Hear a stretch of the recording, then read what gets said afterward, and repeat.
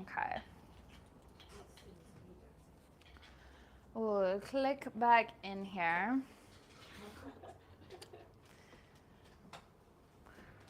So we've got a few sets already piling up of term memorization to work on. So I did want to check in on what you guys were thinking about your memorization process, what memory aids you might be relying on moving forward. What do you think? I got the flashcards from Trail Guide. Perfect. I haven't opened them yet, but I've got them. Uh-huh. They came in yesterday, so Sounds I'm good. doing that. But I don't have the other, I guess. It's a good, yeah, it's a good place. Have you felt successful using flashcards in the past? I have not tried it before. All right. Well, then that's the whole experiment. Perfect. It's a good place to start. How about you, Yuko? I see it, you're very efficient memorization. You bite off a lot. It's oral in English, so first of all, I have to memorize an English name and all parts. Yes. But when I studied in Japanese, I took a picture of the body in my mind. And, Yes. And try to remember the parts of the name. Is it comfortable for you to just pull the English onto that body picture that you already built? I will try. Yeah. Good, good. Are you learning the Japanese and the English at the same time? Most of the time we only in Japanese, but some of the muscles we use English names. Oh, really? Yeah. Oh, wow.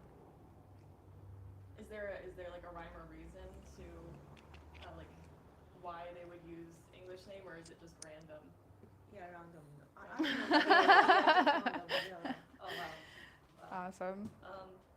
I'm at a point with this that I've been studying for about 3 months before coming here, so I'm at a point where I'm learning a new, 5 new words every day, regardless of system, just kind of random ones. So I'm doing comfortable to just clip that in. Yeah. Cool. And there's some systems I don't know anything about. Awesome. Well, I will throw out there that this page that we're at in the Mosby's, the 150, 151, we've got a really concise list of the types of movement. This list is really useful for you. In the trail guide, it's going to do a better job unpacking which, to actually give you the visual of these different motions. But the list here on 150 in Mosby's is really concise. So we want those types of movements permitted by diarthroidal joints memorized. And then this is also perfectly the page where Mosby is giving us the full skeleton. Does anybody know how many bones are in the human body offhand? 206. That's right, 206. Knowing that number is relevant. Actually being able to name the individual 206 bones is not really necessary. The ones that are labeled on this page will serve you well. So there are individual names for the carpals, for the tarsals. You don't need to learn those. The spinal column, there's a lot of bones, but they're mostly just numbers. It's just a kind of letter number code. The ribs are also just numbers. So there are a lot of bones that you're not going to necessarily have to individually learn a new word to handle. But the words that you do need to acquire to have good mastery of the skeleton are pretty concisely labeled on this page for you. So that's super handy. Any questions about the skeleton before we cruise on? I want to just kind of start overviewing the muscular system today.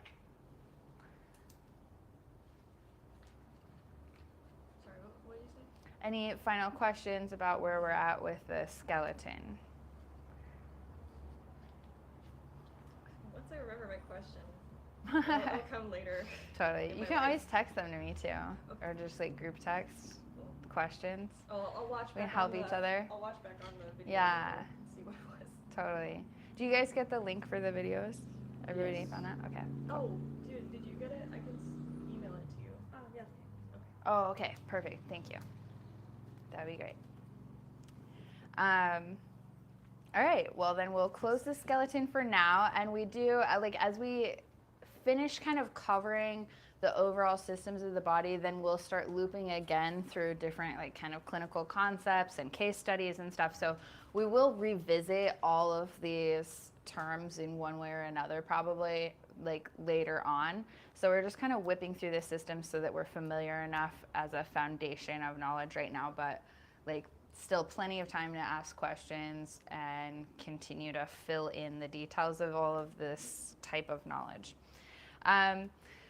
So just flipping forward into our muscular system is going to be 152 on Mosby's. It is super in brief. The trail guide is going to have more of this kind of anatomical labeling and also breakdown of the muscles. But I did want to just pull out a muscle microanatomy visual. So I'll show you this picture here to start. So you don't really have to retain all of these like specific terms of muscle microanatomy, but I want you to be able to conceive of it in such a way that when you start touching it and feeling it, it is making more and more sense to you. Okay, so we've maybe hit a little bit on the idea of connective tissue, but probably not. We haven't gone in depth on connective tissue, right? Mm-hmm. Okay. So connective tissue is exactly what it sounds like. It's just for connecting. So the fascia system, ligaments, and tendons are all going to fall under connective tissue. If you might see it written CT. Charting, I'm going to shorten to CT a lot to describe kind of general like areas of connective tissue. The connective tissue is all interwoven into nearby connective tissue in various ways, and it actually can grow into organs and into other edges of connective tissue all the time because it is made out of, like, you can picture kind of long threads. Anybody putting collagen on their faces? Okay, yeah, so collagen is a really powerful, elasticy, mobile protein that's really abundant in the body, and we need it to keep our skin tone kind of supported on the substructures there, but it's also woven throughout the entire body. So CT, connective tissue, is largely, much more than half, strands of collagen. And in some cases, the strands of collagen are going to be linear, kind of organized alignment. So this looks more like kind of a theoretical ligament here that might be attaching from a bone to a bone. Ligaments are attaching from bones to bones. But you may also have, in other instances, like really chaotic bits of CT. So in this ligament, well, we actually just gave it scar tissue. So it's starting to kind of weave there. And anytime that there's damage to most soft tissue, really, skin, muscle, or connective tissue, you're going to have the possibility of scar tissue, which is basically constructed of like short blips of collagen and also platelets from the blood. Initially, mostly platelets from the blood, and then gradually, as the scar stabilizes, it's going to replace with this fibrotic collagen situation. That's what Jill was saying that blew my mind about what we're doing when we're massaging muscles is we're breaking up adhesions and scar That's a tissue big part of it. from Yeah, blood. exactly. And so if you have muscle tissue, okay, I'm going to zoom back just a little bit. So we've got a ligament here with some scar tissue. So we've got this concept of like the strands of collagen can kind of weave any which way. You can have a problem happen where, say, this is one ligament that really should be flowing freely across another ligament or tendon. They can actually start like interweaving into each other if they're not mobilized often enough, because the collagen just wants to kind of lay, and it's like it's trying to be helpful, but it's kind of like cobwebs. And actually when you get up in the morning and you have that like, my whole body is stiff, and you like don't feel as good until you wiggle out, is literally like just kind of the settling dust and cobwebs of these like connective tissue fibers making tiny points of adhesion between different locations in the body that like have no business being tied to each other. And so as soon as you move, you pop them. And if this person with this situation happening with this, we've got a tendon in the back, a ligament in the front, if this person mobilizes this, it's going to realign and pop back out. But if they just keep like watching Jeopardy for another 20 years, then it's gonna like really over entangle. Okay? So that's part of what we're working with, what we're addressing through the connective tissue. Then to zoom into the muscle themselves, every muscle is gonna have a bit of connective tissue as part of it. So let's give a hypothetical articulating joint here where we've got two bones that have a relationship that can kind of traverse this alignment. We've got some ligaments stabilizing this joint. There might be a handful kind of weaving a few different ways. And then we've got the muscles that are going to activate this joint. So what can muscles do? They can contract. They can. You got it. You're done. Oh, Muscles can contract. that's it? Muscles can contract, and they can stop that. Like they Contract and not contract. Yep. Yes. Muscles have a like really binary function in actuality. And this is like super, super key to grip and understand in order to really effectively have a relationship with your own muscles and other people's muscles on a professional level. Muscles are threads. A muscle cell is always a long fiber. Like they might be thicker development in places. They might be larger clumps of them working together. There might be batches of them that are kind of like gradually intersecting in various ways, but a given muscle cell is a long fiber.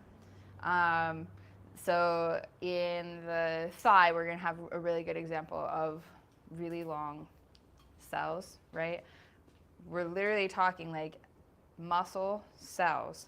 A muscle cell is like running the entire length of this muscle, and they're like hairs. Cell is like a What? long hair. Mm-hmm. Yeah, and they are about the thickness of a hair, the individual muscle cells. Mind blown. Smaller than a cell. Oh, an atom is smaller than a cell. Well, yeah. Ooh, The yes. molecules are going to be in between there too. So there's This is we were a so few big. layers of descent. Yeah, totally. It's so big. Some body cells are so big. You can see some of them with the naked eye if you isolate them from batches. So Yeah. that's how injuries happen, is those threads get broken or stretched or Yeah, they can kind of, like a slinky that is like, it's not, you didn't cut it, but it's like sprung. Yeah, exactly. Ugh. So you can have individual muscle fibers that exactly have that kind of like, they're a bit sprung. Like they're just, like they stop being organized, they stop being coordinated, their action is kind of chaotic, right? And so back to this larger muscle, we've got a muscle acting on these two bones. So it's got a point on one bone, a point of attachment on another bone. And what this muscle can do is pull these two points together. So their attachment points on the bones are super important for clinical thinking. Like if you can't figure out where a muscle is attaching onto the bone, you don't know what bones it's pulling on, you don't know what it's trying to even do, right? So this muscle can only possibly draw these 2 points together or like stop doing that. So if it isn't using energy to bring those points actively together or hold them in a tightened relationship, then it can just not use energy and not hold those points together. Those points are like not really under the influence of that muscle per se. So if this muscle activates, what are these bones going to do? Get closer together. Yeah, they're going to fold. So you're going to have this bone, you're going to get awkward. Oh, I understand. Right? So, exactly. So you're going to get a fold closer together where you're closing the angle between the two bones where the points are drawing them together. What if you need this angle to open up? you have to relax that bone, that muscle. You have to relax it, so then it relaxes, it goes to this point. What if you need another like 30 degrees? Then you use a different muscle. Yes. Back. Now you need an antagonist to the first action, where you need these 2 points to travel towards one another. And so now you're starting to get why we have like all these different muscles wrapped around the body so that we can create these oppositional forces on the bones where they're, damn these pens, where we can activate the appropriate muscles. So all of this is being mediated by the nervous system because like somewhere up in the central nervous system, a decision is getting made about which of these muscles to activate, and not just which of these muscles, but there's probably like 4 other muscles like to give range to this joint, right? And so it's picking out not just which of these potentially 5, 6, however many muscles, but which individual muscle fibers to activate. Wow. And this is a super beautiful process called muscle recruitment, where the central nervous system, and this is the fundamental of what is meant on a fundamental level by the idea of coordination, is the ability of the central nervous system to effectively choose which individual muscle cells to activate in order to get the desired action. So, like upper fibers of the deltoid versus lower fibers of the deltoid, for instance? More often because the deltoid fibers are arranged like around, so you're going to be talking about anterior versus posterior fibers. Okay. Because if they were horizontal, you'd say upper and lower maybe, Oh. but they're vertical, and so you're talking about which fibers are running on the front versus which fibers are running on the The back. fiber direction is down. Mm-hmm. So more importantly, I see, because the range of motion is more like, well, it's everything. It's circumduction. Yeah, Houston. yeah, and the deltoid is really great for adding to that coordination because the whole group of the deltoid muscle has better communication inside of itself in some ways than it can have with the other nearby muscles. And so it being one muscle that is kind of all combining into an attachment point together adds a lot to your potential to coordinate those lifted movements of circumduction. Okay. So here we have this like basic concept of musculature. And let's zoom all the way in to what's happening inside of the muscle fibers. This is maybe my favorite thing that's not the nervous system. My other favorite thing besides the nervous system in the human body. Okay. So we're zooming way down into, we have one of these muscle fibers that is actually maybe as big as a hair, maybe as long as your thigh, etc. So this muscle fiber, muscle cell, is broken into kind of operable portions. Now the whole muscle cell is going to basically, every one of these segments is going to more or less get the same instruction, so they're going to do the same action in that muscle cell. But it's divided so that you have this kind of mechanical benefit. It adds to the structural integrity of what's about to happen here. Okay. So you don't have to learn the terms, but the muscle cell is largely composed of basically two proteins, actin and myosin. And so the relationship between these two guys is as though you had a set of ladders like inside of each of these groupings.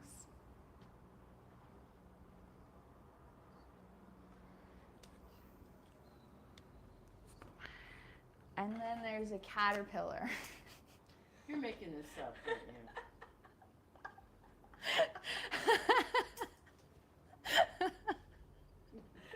All fake. So, I get a look at the back of the book. Right? Caterpillar is in there. it's not going to say caterpillar. Oh, I it's not? came up with that metaphor just for you. Oh, okay. So the caterpillar is going to basically run up the ladder. The caterpillar can't push the ladder away. The caterpillar can't even really like run down the ladder exactly. It can just let go of the ladder. And so it can fall back down and not be holding this tension. So if the caterpillar has fully climbed the ladder, then it's going to basically thicken this portion of the muscle cell that's going to be happening equivalently, like the same, reproduced in every segment, okay?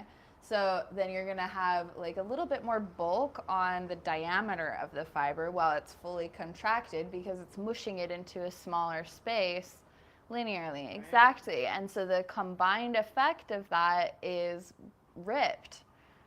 When you have that like visible definition on muscle tone that you can see from the outside is literally the combined effect of all of these caterpillars holding the ladder nice and tight. So is the caterpillar actin or myosin? The caterpillar is the myosin. Yeah. And is it myo with an O? Yep. Like muscle? Yep. And then C-I-N. Yeah.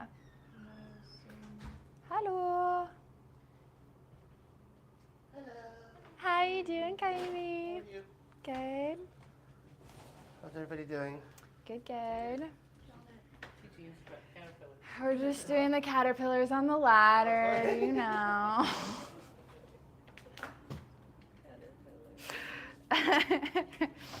Okay.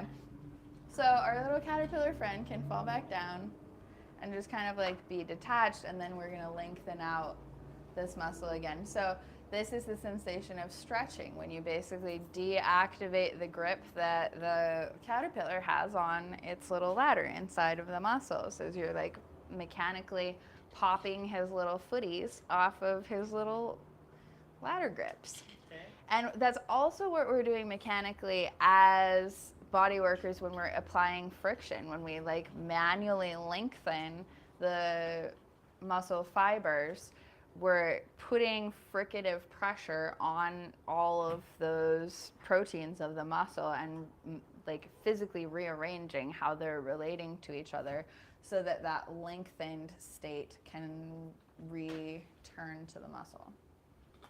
Okay. Got it. Mm-hmm.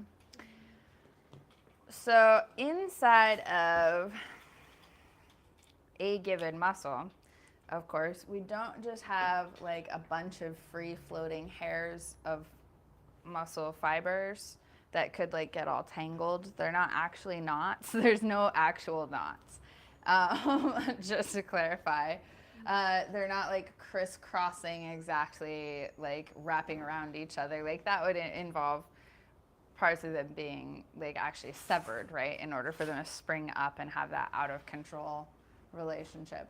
However, you do have bundles of muscle fibers that are enclosed in a sheath of connective tissue together. And so we have these fascia layers that may be holding a cluster, quite a few muscle fibers kind of wrapped into one bundle. And then that's going to lay alongside another cluster of muscle fibers that may be wrapped in another fascia encasement. Is it just fascia, or is it also the collagen that you mentioned before? The fascia is made out of the collagen. So the collagen is the protein that's the building block, and the fascia is the kind of like bioweb that is constructed largely out of collagen. And so then you'll have a few bundles nearby each other, and then you can have a super bundle where an even larger packet is in circulating, quite a few of these bundles of muscle. So these are going to be fascicles, and then these super bundles are going to be sarcomeres. No, sorry, let me make sure I do that. The fascicles are the larger group, and the sarcomeres are the groupings here. You don't need that for the exam. You'll be okay. I would feel bad about confusing you, but you'll be fine. Okay. I don't care. Let me make sure I covered Fascia. everything I need to here. What was that? Fascicle. Fascicle. Mm-hmm. Yeah, so that's the group of fibers together. The That is super this, bundle? the fascicle. Mm-hmm. Fascia. Yeah. Icicle. Yep. Big icicle. Made of fascia. So that's kind of fun. That just gives us a little bit to think about. When you're feeling into somebody, just having this awareness that there's this kind of like matryoshka thing happening with the muscle bundles and the way that they're wrapped in the fascia and the way that the fascia is intersecting with the other fascia, and then the groups of the muscle fibers are operating in that way.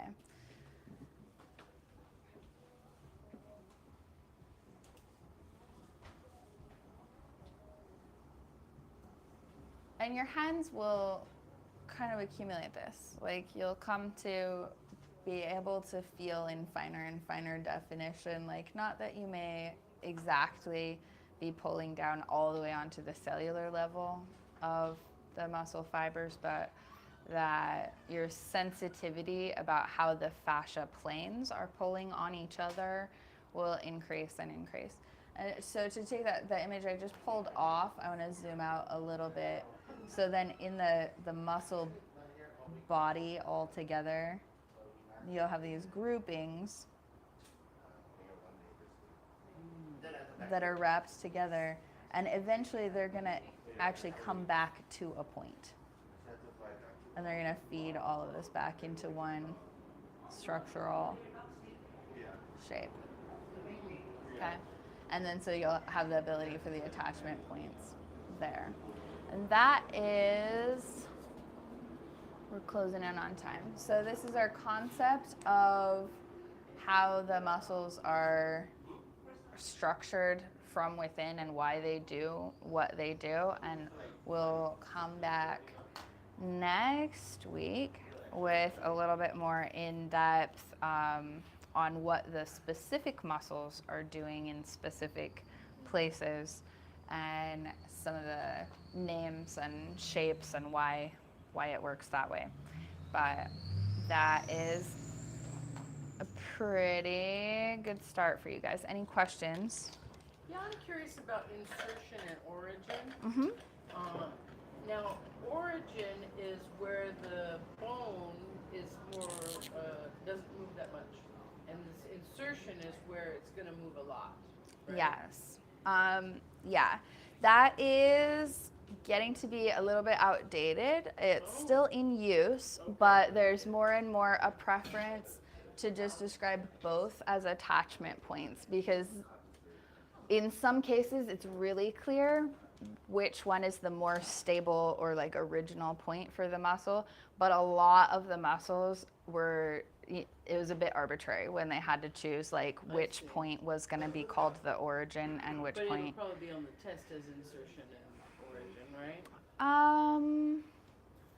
I'll have to flip through the exams. I feel like they go with the bigger, with more attachment, that they're more asking about like which bone is it attaching to, rather than trying to get you to distinguish between two bones that it attaches, which one is the origin. Okay, so I Yeah. shouldn't worry too much. What if it's I all just wouldn't. like origin, insertion, cephalid, dorsal?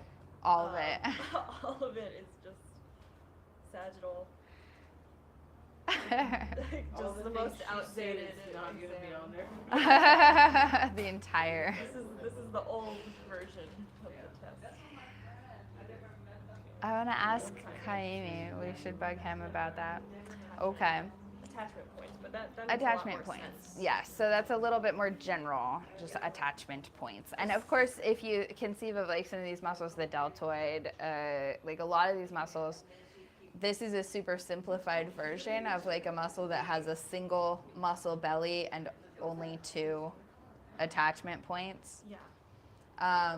But a lot of muscles are going to have a lot more interesting structure where fibers are running multiple directions and there's 3 attachment points or more, and even like multiple muscle bellies. Right, because it's confusing on the traps when it's like so many points of the vertebrae or on the spine are considered origin points. Exactly. There, and like I guess this would be Right.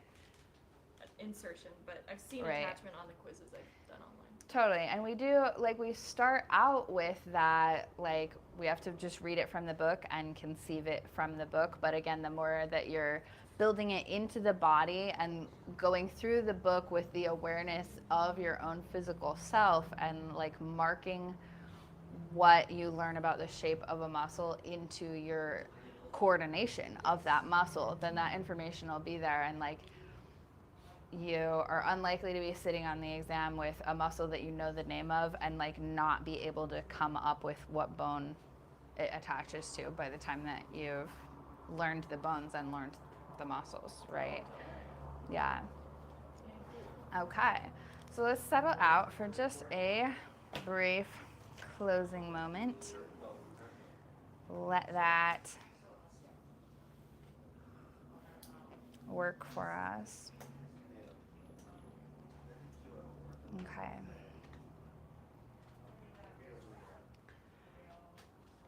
So for now, let's get that sweeping awareness going with the breath.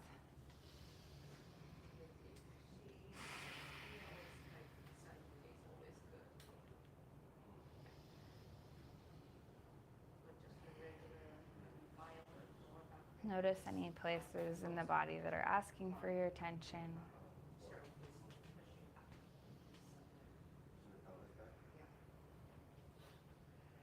And now that we have a few ways to distinguish the skeletal system and the muscular system, wherever your attention is settling in the body, just allow yourself to gather the information about the skeleton that that point knows and is telling you.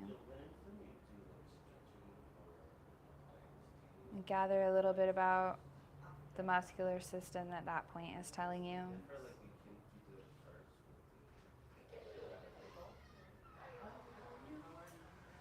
See how that location adjusts as you breathe, how it's affected by the breath.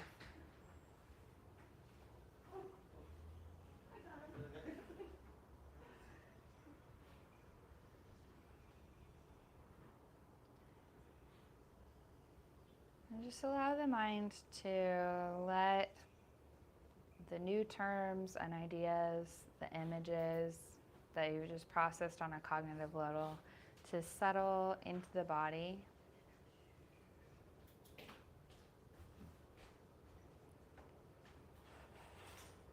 Feel something about your muscles.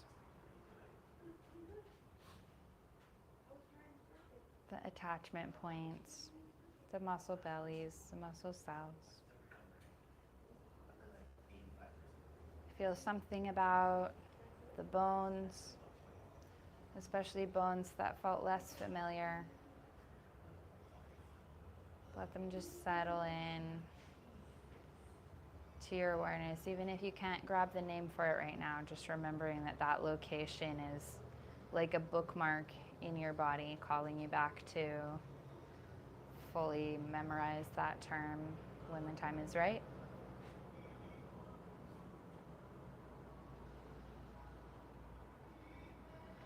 And with that warmth and acceptance for the body, with that sweet affection for everything that the body allows you to do, take a final breath and return to the sensations of the skin. Return to the sensations of the room.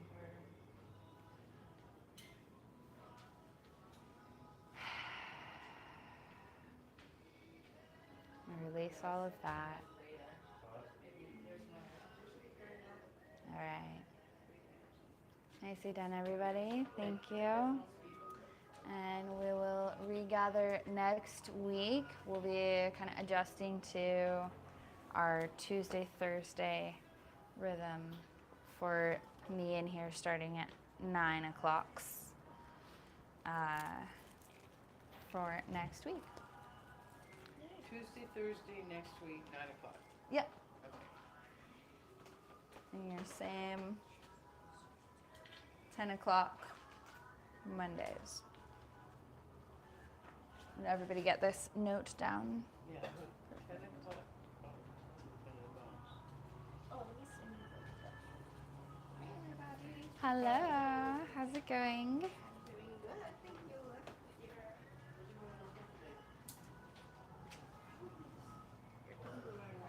Oh, that was mine. Thank you.